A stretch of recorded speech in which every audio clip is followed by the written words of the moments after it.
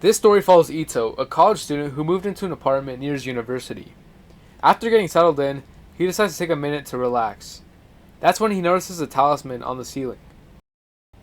As he gets up to inspect it, we get a glimpse of what looks like a woman staring at him through her window. Eventually, he turns around and notices the woman.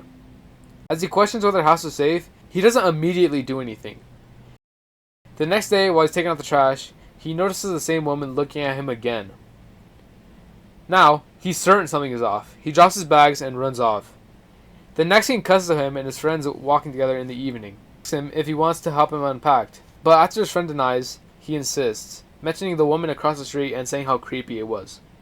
Again, the friend rejects him and Ito has no choice but to go home alone.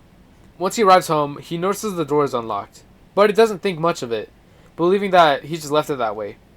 Then, the next scene cuts to him lying down, looking towards the ceiling, when he notices another talisman on his roof.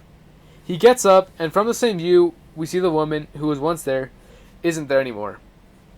Then, Ito reaches for the talisman. In the next scene, it cuts off to outside, with the woman in the back of a police car.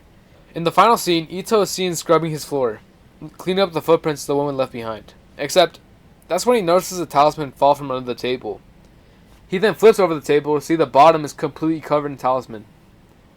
Then, out of anger, Ito rips them all off, which ends the short film with him surrounded by ghosts.